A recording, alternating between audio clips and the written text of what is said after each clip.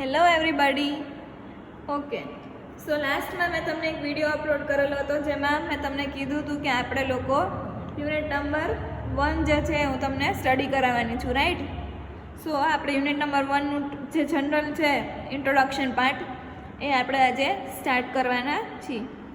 Okay, સો ઇનઓર્ગેનિકમાં unit number 1 છે. Unit number 1નું નામ છે electronic spectroscopy and magnetic properties of transition metal complexes, part 1.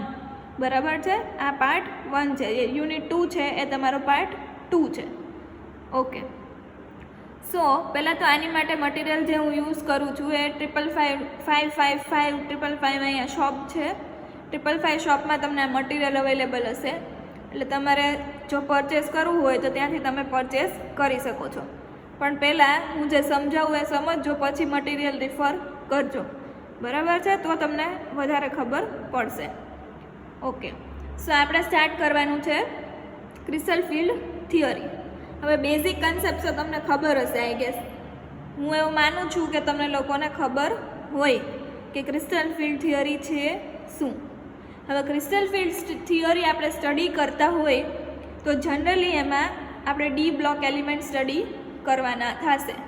બરાબર છે? સો ડી બ્લોક એલિમેન્ટ્સ પહેલાં તો તમને ખબર હોવી જોઈએ કે કયા કયા ડી બ્લોક એલિમેન્ટ્સ છે. જનરલી એટોમિક નંબર 31 થી લઈને 40. બરાબર છે? ડી બ્લોક એલિમેન્ટ્સ એમાં 31 to 40. Scandium, titanium, vanadium, chromium, manganese, iron, cobalt, nickel, copper અને ઝિંક. રાઈટ? આ છે તમારા ડી બ્લોકના એલિમેન્ટ્સ જે આપણે જનરલી યુઝ કરવાના થશે, જેના મેટલ કોમ્પ્લેક્સીસ બનતા હશે. બરાબર છે? તો એની માટે તમને પહેલાં તો આ 10 એલિમેન્ટ્સ છે એ તમને મોઢે હોવા જોઈએ, બાય હાર્ટ હોવા જોઈએ, કે તમને લોકો આગળ એનું ઇલેક્ટ્રોનિક કન્ફિગરેશન ખબર હોવી જોઈએ, બધું ખબર હોવી જોઈએ. હવે આ તમને જો યાદ રહેતા હોય કે યાદ હોય તો that is well and good, બહુ સારું કહેવાય. પણ જેને નથી યાદ એની માટે ટ્રીક છે સ્કેટી વેક્રોમેન ફેકોનિકુઝિંક. સ્કેટી વેક્રોમેન ફેકોનિકુઝિંક, આ એક ટ્રીક છે. બીજી ટ્રીક છે science teacher very cruel man ફેકોનિકુઝિંક. ફરીથી રિપીટ કરું છું.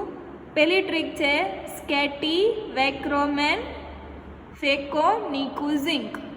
બીજી ટ્રીક છે science teacher very cruel man ફેકોનિકુઝિંક. બરાબર છે? એટલે આ તમને યાદ રહેવા જ જોઈએ. આ બધા 10 એલિમેન્ટ્સ યાદ હોવા જોઈએ, એનું ઇલેક્ટ્રોનિક કન્ફિગરેશન યાદ હોવું જોઈએ. આટલું તો તમને ક્લિયર હોવું જ જોઈએ. શું કામ? બિકોઝ તમે આગળ જ્યારે પણ કાંઈ પણ સ્ટડી કરશો, CFT કે મેટલ કોમ્પ્લેક્સ, ત્યારે તમને ડી બ્લોક એલિમેન્ટ્સનું જ મોસ્ટલી કોમ્પ્લેક્સ બનતા હોય છે, એના માટે. ઓકે, સો ક્રિસ્ટલ ફિલ્ડ થિયરી. પહેલાં તો આપણે ક્રિસ્ટલ ફિલ્ડ થિયરી સ્ટડી શું કામ કરીએ? બિકોઝ જે કાંઈ પણ કોમ્પ્લેક્સ બને છે, જે કાંઈ કોમ્પ્લેક્સ આપણે આગળ યુઝ કરી છીએ ડે ટુ ડે લાઈફમાં, સાયન્સ એન્ડ ટેકનોલોજીમાં જે કાંઈ પણ કોમ્પ્લેક્સીસ આપણે યુઝ કરીએ છીએ, આ બધા કોમ્પ્લેક્સીસ છે એ ડી બ્લોક એલિમેન્ટ્સના બને છે. D block elements colour complexes આપે છે, કલર આપે છે, જે આપણે આગળ ડાઈઝ, પેઇન્ટ્સ, વેરિયસ આપણી જે ડે ટુ ડે લાઈફ છે એમાં આપણે યુઝ કરી શકીએ છીએ. એના માટે આપણે પહેલાં તો એની પ્રોપર્ટી શું છે, ક્રિસ્ટલ કેવી રીતના બને છે, ક્રિસ્ટલનું ફોર્મેશન કેવી રીતના થાય છે, અંદર કયો બોન્ડ છે, આયોનિક બોન્ડ છે, કોવેલન્ટ બોન્ડ છે, કયો બોન્ડ છે, આ બધું ક્યાંથી આપણે લર્ન કરશું? CFTમાંથી.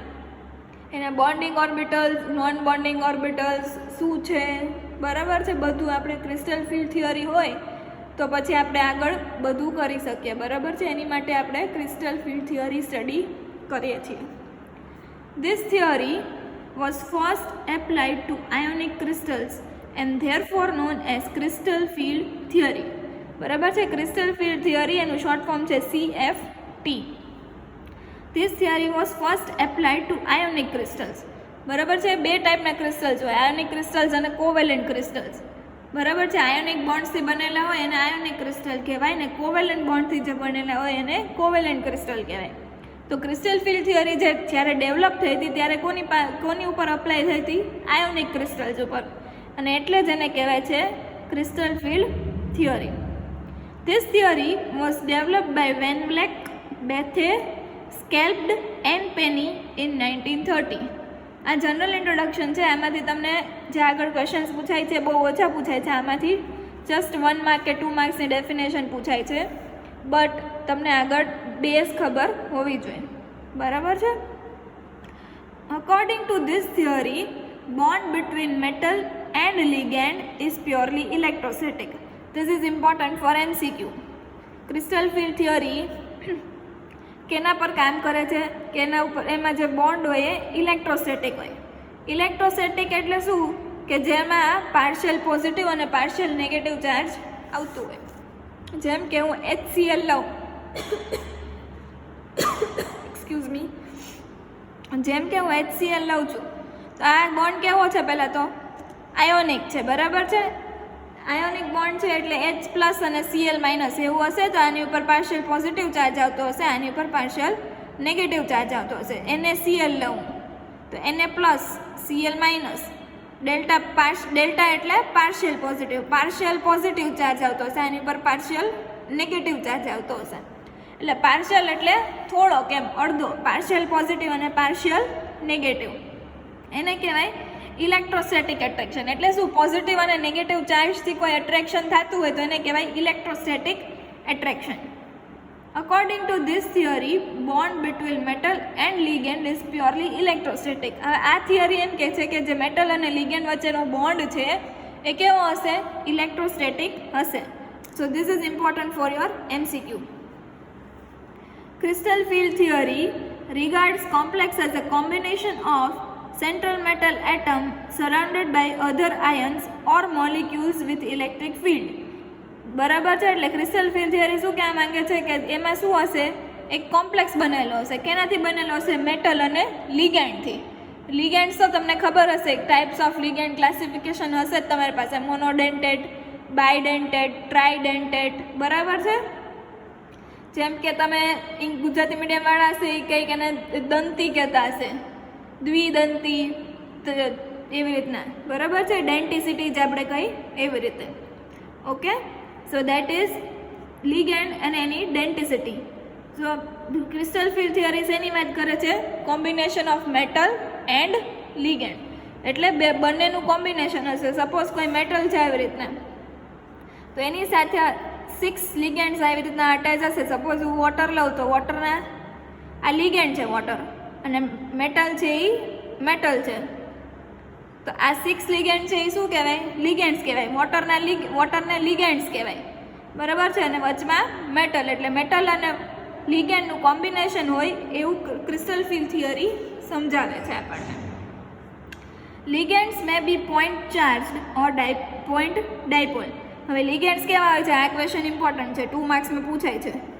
ligands may be point charged or point dipole. બરાબર છે. ડેફિનેશન તમને યાદ હોવી જોઈએ. પોઈન્ટ ચાર્જ એટલે શું અને પોઈન્ટ ડાયપોલ એટલે શું? ઓકે, ફર્સ્ટ ડેફિનેશન છે પોઈન્ટ ચાર્જ.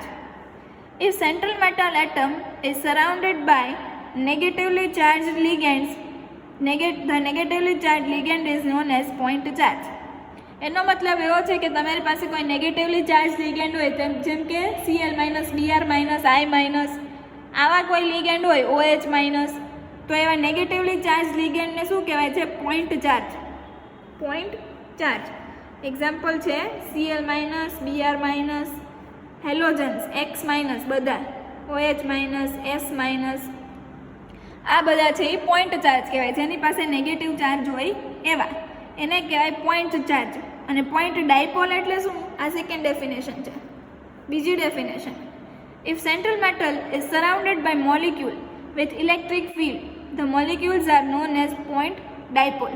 બરાબર છે. એટલે પોઈન્ટ ડાયપોલ એટલે ન્યુટ્રલ મોલિક્યુલ્સ. ન્યુટ્રલ મોલિક્યુલ્સ એટલે અમોનિયા છે, વોટર છે, આવા મોલિક્યુલ્સ જેની પાસે લોન પેર હોય.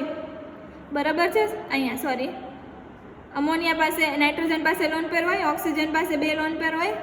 સો આ જેની પાસે લોન પેર હોય અને જે ન્યુટ્રલ મોલિક્યુલ્સ હોય એને કહેવાય છે પોઈન્ટ ડાયપોલ. અહીંયા નથી હો, આ કાંઈ નથી, અહીંયા નાઇટ્રોજન પાસે છે. બરાબર છે. સો that is called point dipole. હવે આ બે ડેફિનેશન છે તમારે યાદ રાખવાની હશે. વોટ ઇઝ પોઈન્ટ ચાર્જ અને what is point dipole. transition metal ion, which is central metal atom in the complex, is regarded as the positive ion of charge equal to its oxidation state. એટલે કે transition metal જે છે આપણી પાસે એ શું હશે? Positive ion charge, એને કહેવાશે પોઝિટિવ આયન અને એનો ચાર્જ કેટલો હશે? એના ઓક્સિડેશન સ્ટેટ જેટલો. બરાબર છે? ઓક્સિડેશન સ્ટેટ એટલે શું? સપોઝ તમને એમ કે મેટલ 2+, તો આ એનો ઓક્સિડેશન સ્ટેટ કહેવાશે. જેમ કે હું કહું સ્કેન્ડિયમ 2+, કે સ્કેન્ડિયમ 1+, ખાલી સ્કેન્ડિયમ પ્લસ, કે પછી ટિટેનિયમ પ્લસ, Cr3+, આવું કહું તો આ જે છે એની ઉપરથી આપણે ઓક્સિડેશન સ્ટેટ ફાઇન્ડ કરવાનું. બરાબર છે? એ જેનો ઓક્સિડેશન સ્ટેટ હશે એનો પોઝિટિવ ચાર્જ હશે. If central metal atom is surrounded by neutral ligands such as ammonia, water, then they polarize and negative end of the molecule is pointed towards the metal cation. એનો મતલબ એવો છે કે જ્યારે in central metal atom, if the central metal atom is surrounded by neutral ligands such as ammonia and water, બરાબર છે? એટલે એમ કહે છે કે આ સેન્ટ્રલ મેટલ એટમ છે તમારો, દેખાય છે? જો એ કોઈ ન્યુટ્રલ મોલિક્યુલ સચ એઝ અમોનિયા કે વોટરથી જોઈન્ટ થયેલો હશે, બરાબર, તો એવું કહેવા માંગે છે કે એનો નેગેટિવ એન્ડ એટલે શું? કે જેની પાસે લોન પેર્સ હોય એટલે એક્સ્ટ્રા ઇલેક્ટ્રોન્સ હોય, દેટ મીન્સ એની ઉપર નેગેટિવ ચાર્જ આવશે, કેમ કે એક્સ્ટ્રા ઇલેક્ટ્રોન્સ એટલે નેગેટિવ ચાર્જ. સો આવી રીતના એન, સપોઝ હું NH3 લઉં તો NH, પછી અહીંયા NH, અમોનિયાની વાત છે, NHH, આ બધે H, NHH, બરાબર છે? શું કામ આની એવું કહે છે કે નેગેટિવ એન્ડ હોય એ મેટલ કેટાયન તરફ અટ્રેક્ટેડ હોય. આ મેટલ કેટાયન છે, બરાબર. હવે આની પાસે એક્સ્ટ્રા ઇલેક્ટ્રોન્સ છે જેની લોન પેર છે નાઇટ્રોજનની. તો આ જે છે અટેચ કેવી રીતના થયેલું હશે? જેની પાસે એક્સ્ટ્રા લોન પેર હશે એનાથી આ અટેચ થયેલું હશે. એટલે આની પાસે પાર્શિયલ નેગેટિવ ચાર્જ હશે, આની પાસે પાર્શિયલ પોઝિટિવ ચાર્જ હશે. અને આને શું કહેવાય? Electrostatic force of attraction. બરાબર છે? તો આ ક્રિસ્ટલ ફિલ્ડ થિયરીમાં એવું કહે છે કે if the central metal atom is surrounded by neutral ligands such as ammonia and water, જો આવી રીતના અમોનિયા કે વોટર જેવા ન્યુટ્રલ લિગેન્ડ્સ બાજુમાં હોય, સરાઉન્ડ એટલે એની આજુબાજુમાં રહેવું, then they polarize and the negative end of the molecule is pointed towards the central metal cation. બરાબર છે? એટલે પોલરાઇઝ કરે છે. પોલરાઇઝ એટલે શું? આની ઉપર પાર્શિયલ નેગેટિવ ચાર્જ આવ્યો, આની ઉપર પાર્શિયલ પોઝિટિવ ચાર્જ આવ્યો, આને કહેવાય પોલરાઇઝેશન. બરાબર છે? અને એમાં જે નેગેટિવ એન્ડ હશે, આ નેગેટિવ એન્ડ કહેવાય એનો, બરાબર, એ પોઝિટિવ એન્ડ સાથે અટેચ હશે, એવું સમજાવવા માંગે છે. આ બધું બેઝિક ઇન્ટ્રોડક્શન છે હજી CFTનું, right? CFT consider only those complexes in which a central metal atom is surrounded by point charge or point dipole. જેમ મેં આગળ પોઈન્ટ ચાર્જ અને પોઈન્ટ ડાયપોલ ડેફિનેશન કરાવી એમ કે ક્રિસ્ટલ ફિલ્ડ થિયરી છે એ શું કન્સિડર કરે છે? એવા જ કોમ્પ્લેક્સ જેમાં સેન્ટ્રલ મેટલ એટમ હોય અને એની આજુબાજુ પોઈન્ટ ચાર્જ કે પોઈન્ટ ડાયપોલ હોય. Crystal field theory considers only electrostatic interaction. Crystal field થિયરીમાં ખાલી ઇલેક્ટ્રોસ્ટેટિક ઇન્ટરેક્શન જ જોવામાં આવે છે. There must be partially filled d orbital, બરાબર છે? એની પાસે ડી ઓર્બિટલ હોવી જરૂરી છે, અને એ બી કેવી? પાર્શિયલી ફિલ્ડ, ખાલી ન હોવી જોઈએ d orbitals. CFT also considers the effect of ligands on splitting of d orbital. CFT શું કન્સિડર કરે છે? એક તો ઇલેક્ટ્રોસ્ટેટિક એટ્રેક્શન, બીજું કે એની પાસે પાર્શિયલી ફિલ્ડ ડી ઓર્બિટલ્સ હોવી જોઈએ, અને ત્રીજું કે સ્પ્લિટિંગ જે થશે આગળ T2G અને EGમાં ડી ઓર્બિટલનું સ્પ્લિટિંગ થશે, એ પણ આ જે છે ક્રિસ્ટલ ફિલ્ડ થિયરી કન્સિડર કરે છે. If it is spherical symmetrical negative field surrounding the central metal atom, degeneracy of the d orbital remains unchanged. બરાબર છે? એનો મતલબ એવો છે કે સપોઝ આ મેટલ છે, હવે એની આજુબાજુ આવી રીતના સ્ફેરિકલ વેમાં જો લિગેન્ડ્સ અટેચ થયેલા હોય તો આ મેટલની ડીજનરસી ચેન્જ નથી થતી. ડીજનરસી ચેન્જ થાય એટલે શું કે એનું સ્પ્લિટિંગ નથી થતું. સ્પ્લિટિંગ થાય તો આ જે ડીજનરસી એટલે સેમ એનર્જી હોય, આ સેમ એનર્જીમાંથી ડિફરન્ટ એનર્જીમાં સ્પ્લિટ થઈ જાય એટલે છૂટા પડે. પણ ક્રિસ્ટલ ફિલ્ડ થિયરી એવું કન્સિડર કરે છે કે જો મેટલ જે છે આપણી પાસે એની આજુબાજુ કોઈ લિગેન્ડ સરખી રીતે ઇક્વલી ડિવાઈડ થયેલા હોય તો આની ડીજનરસી નથી હોતી, આ સ્પ્લિટ નથી થતા. એની ડીજનરસી છે એ અનચેન્જડ રહે છે, ચેન્જ નથી થતી.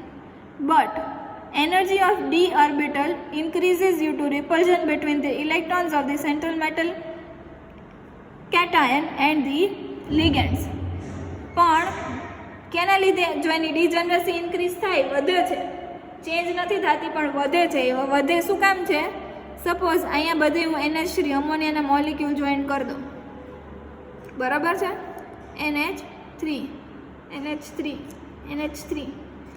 હવે અમોનિયા છે એની પાસે લોન પેર હશે અહીંયા, એટલે ઇલેક્ટ્રોન્સ એક્સ્ટ્રા પડેલા છે બધા પાસે, રાઈટ. પ્લસ આ મેટલ પાસે ઇલેક્ટ્રોન્સ હશે અહીંયા ઇલેક્ટ્રોન્સ બધે હશે મેટલ ઉપર બી. આ ઇલેક્ટ્રોનનું જે રિપલ્ઝન થશે, ઇલેક્ટ્રોનનું જે રિપલ્ઝન થયું એના લીધે ડીજનરસી વધી જશે એવું કહેવા માંગે છે, બરાબર છે. આ મેટલ છે, આ એના ઇલેક્ટ્રોન્સ છે બધાય આવી રીતે, પ્લસ આ એના લિગેન્ડ છે. હવે લિગેન્ડ પાસે ઇલેક્ટ્રોન્સ તો હશે ને, અહીંયા NH3 એક જ લખું છે, બધે NH3 જ છે, અહીંયા સપોઝ લખું NH3. હવે આની પાસે લોન પેર્સ છે એટલે આ ઇલેક્ટ્રોન્સ છે, તો આની અને આની વચ્ચે રિપલ્ઝન થાય અને એનર્જીમાં ઇન્ક્રીઝ થતો હશે. હવે એની લિમિટેશન છે, ક્રિસ્ટલ ફિલ્ડ થિયરીની લિમિટેશન શું છે? Crystal field theory does not consider the covalent character. એમાં કોઈ કોવેલન્ટ કેરેક્ટરનું કન્સિડરેશન કરવામાં આવ્યું જ નથી, બરાબર છે. કોવેલન્ટ અને આયોનિક તો ખબર હશે ને પહેલાં. કોવેલન્ટ એટલે શું? The bond form by sharing of electrons. એક ઇલેક્ટ્રોન શેર કરીને બોન્ડ બનાવે એને કહેવાય કોવેલન્ટ બોન્ડ. અને આયોનિક બોન્ડ એટલે શું? એક છે એના ઇલેક્ટ્રોન્સ આપી દે ને બીજું એક્સેપ્ટ કરી લે એને કહેવાય આયોનિક બોન્ડ. પણ ક્રિસ્ટલ ફિલ્ડ થિયરીમાં ખાલી આયોનિક કે ઇલેક્ટ્રોસ્ટેટિક જે બોન્ડ છે એની જ વાત કરી છે, કોઈ કોવેલન્ટ બોન્ડની વાત, કોવેલન્ટ કેરેક્ટરની વાત નથી કરતા. આ એની લિમિટેશન છે. The bond between metal and ligand is only due to electrostatic interaction. Interaction between electrons of ligands and the central metal atom is repulsive and is responsible for splitting of d orbital. હવે એવું કહે છે કે તમારી મેં તમને જેમ કીધું એમ કે મેટલ પાસે પણ ઇલેક્ટ્રોન હશે, પ્લસ આ લિગેન્ડ હશે એની પાસે પણ ઇલેક્ટ્રોન હશે, આ બેની વચ્ચે રિપલ્ઝન થશે, બરાબર. રિપલ્ઝન એટલે શું? આકર્ષણ અને બીજું કે ને જે શું કહેવાય એને ગુજરાતીમાં રિપલ્ઝન. એ રિપલ્ઝન થશે, એક આકર્ષણ અને બીજું જે ઓપોઝિટ વર્ડ હોય એ કહું છું રિપલ્ઝન. બે એકબીજાથી દૂર જશે અને એનાથી સ્પ્લિટિંગ ઓફ ડી ઓર્બિટલ થશે, ડી ઓર્બિટલ્સ સ્પ્લિટ થઈ જશે. અને ડી ઓર્બિટલ્સ કેમાં સ્પ્લિટ થાય? T2G અને EGમાં સ્પ્લિટ થશે. In most of the transition metal complexes, central atom is surrounded by 4 or 6 ligands. હવે જનરલ મેટલ કોમ્પ્લેક્સ બનતા હશે એમાં શું હશે? એ કેનાથી સરાઉન્ડ થયેલા હશે? લિગેન્ડ કેટલા હશે? જનરલી 4 કે તો કાં તો 6. એન્ડ જો 4 લિગેન્ડથી કોમ્પ્લેક્સ બન્યા હોય તો એને ટેટ્રાહેડ્રલ કોમ્પ્લેક્સ કહેવાય, અને 6 લિગેન્ડથી બન્યો હોય તો એને કહેવાય octahedral complex. In both the cases, field produced by the ligand is not spherically symmetrical, and as a result degeneracy of the d orbital is changed. હવે આની લીધે જે ફિલ્ડ પ્રોડ્યુસ થશે, ઇલેક્ટ્રોન રિપલ્ઝન થયું, હવે રિપલ્ઝન થયું એની લીધે જે ફિલ્ડ પ્રોડ્યુસ થશે, જે ઇલેક્ટ્રિક ફિલ્ડ પ્રોડ્યુસ થશે એ સરખી સિમેટ્રિકલ નહીં હોય. સિમેટ્રિકલ એટલે એક સરખી એક ધારી નહીં હોય, અલગ અલગ હશે, અને જે અલગ અલગ થાય ફિલ્ડ એના લીધે સ્પ્લિટિંગ થશે ડી ઓર્બિટલનું, અને ડીજનરસી પણ એની ચેન્જ થઈ જશે. ડીજનરસી ઇઝ ડિસ્ટ્રોયડ એટલે ખરાબ થઈ જશે. CFT model used for understanding the physical properties of inorganic compounds. Physical property છે આપણને ક્રિસ્ટલ ફિલ્ડ થિયરીથી ખબર પડશે. The interaction between the metal and the ligand are taken into consideration. બરાબર છે, મેટલ અને લિગેન્ડ એનું ઇન્ટરેક્શન કન્સિડર કરવામાં આવ્યું છે. while ligand and a next nearest neighboring interactions are ignored. બરાબર છે? એટલે કે મેટલ અને લિગેન્ડ એનું બેનું ઇન્ટરેક્શન, એની બે વચ્ચે જે થાય છે પ્રક્રિયા, એ જ ખાલી કન્સિડર કરવામાં આવી છે. પણ લિગેન્ડ અને લિગેન્ડ જે બાજુમાં હોય એની વચ્ચે કાંઈ ઇન્ટરેક્શન થતું હશે તો એ કન્સિડર કરવામાં નથી આવ્યું.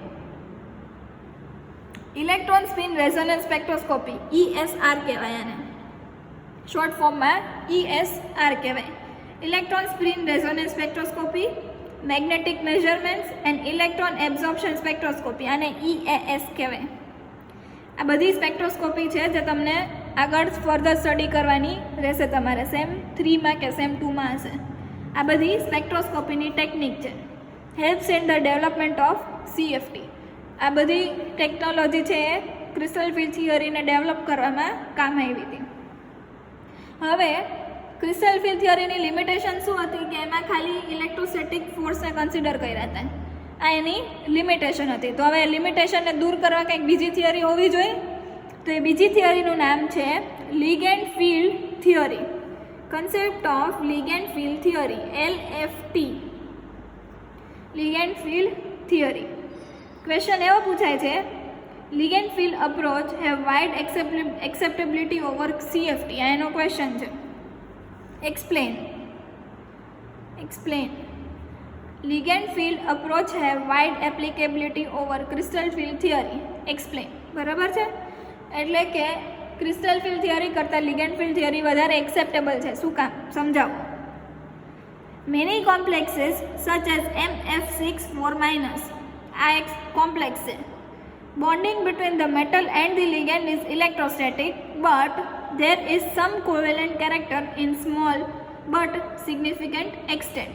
એટલે કે આમાં આયોનિક ઇલેક્ટ્રોસ્ટેટિક ઇન્ટરેક્શન તો છે જ, પણ સાથે સાથે કોવેલેન્ટ કેરેક્ટર પણ છે. તો જે કોવેલેન્ટ કેરેક્ટર છે એને પણ એક્સપ્લેન તો કરવું પડે ને. તો એ કોણ સમજાવે છે? Ligand field theory. Ligand field થિયરીમાં ખાલી એટલું જ છે, બધા કન્સેપ્ટ છે સેમ છે. ક્રિસ્ટલ ફિલ્ડ થિયરીના જ સેમ કન્સેપ્ટ છે, પણ લિગેન્ડ ફિલ્ડ થિયરીમાં કોવેલેન્ટ કેરેક્ટરને પણ ઇમ્પોર્ટન્સ આપ્યું હતું. ESR, જ્યાં કીધું electron spin resonance, and NMR means nuclear magnetic resonance. Spectroscopy also suggests that actual delocalization of metal electrons onto the ligand orbital occurs. બરાબર છે?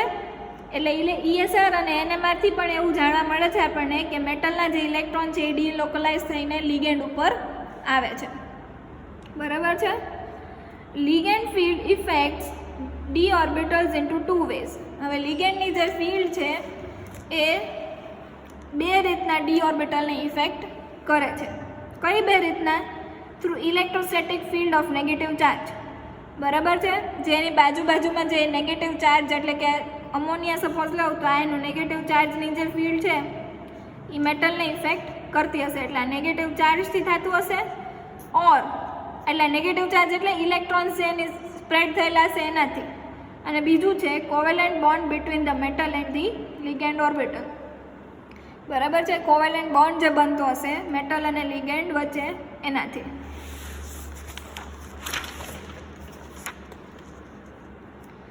Crystal field theory modified to admit that there is some covalent character in the addition to electrostatic interaction. એટલે કે crystal field થિયરીને શું કામ modify કરવામાં આવી? કેમ કે એમાં કોવેલેન્ટ કેરેક્ટર ઇન્ટ્રોડ્યુસ નહોતું કર્યું, એટલે એને મોડિફાઈ કરીને લિગેન્ડ ફિલ્ડ થિયરી બનાવી. Ligand field theory considers covalent character in bond between metal and ligand in addition to ionic character. બરાબર છે? એટલે લિગેન્ડ ફિલ્ડ થિયરીમાં કોવેલેન્ટ કેરેક્ટર અને આયોનિક કેરેક્ટર બેને ઇન્ક્લુડ કરવામાં આવ્યા છે. Ligand field theory represents a change from purely electrostatic interaction to one including covalent character.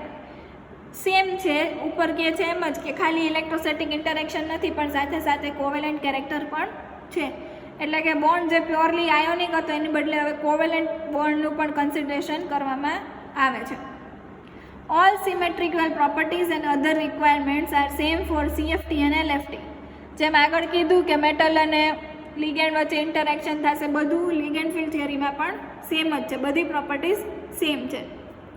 In ligand field theory covalent character in metal and ligand bond can be described in terms of molecular orbital. MO એટલે molecular orbital. એટલે ligand field થિયરીમાં જે covalent character છે metal અને ligand વચ્ચેનું એ molecular ઓર્બિટલથી describe કરવામાં સમજાવવામાં આવે છે.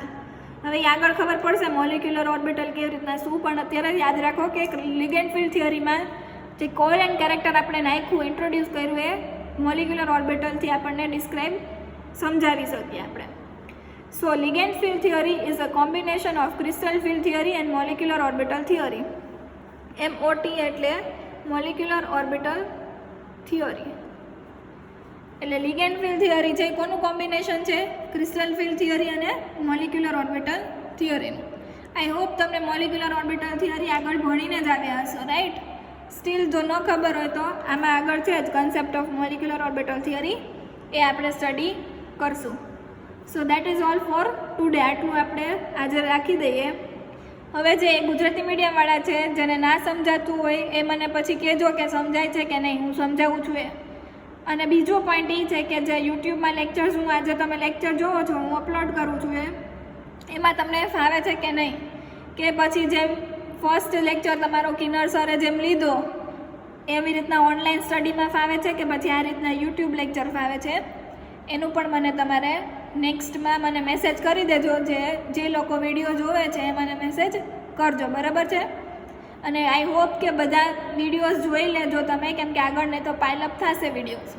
એના કરતાં જેમ હું વિડીયો અપલોડ કરું છું એમ બધા વિડીયોઝ તો તમે જોતા રહેશો તો ક્યાંય તકલીફ નહીં પડે. પ્લસ તમારા જે કાંઈ પણ ડાઉટ્સ હશે એ પણ સાથે સાથે ક્લિયર થતા જશે. Okay, so that is all for today. Thank you and have a nice day.